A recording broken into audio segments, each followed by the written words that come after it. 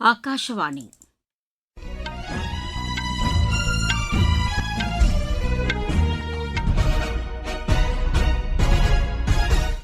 செய்திகள் வாசிப்பவர் சித்ரா பாலசுப்ரமணியன். தலைப்புச் செய்திகள். நாடாளுமன்ற நடைமுறைகளையும் அரசியல் சட்ட விதிமுறைகளையும் மதிக்காமல் காங்கிரஸ் கட்சி செயல்படுவதாக மத்திய அமைச்சர் திரு பியூஷ் கோயல் குற்றம் சாட்டியுள்ளார்.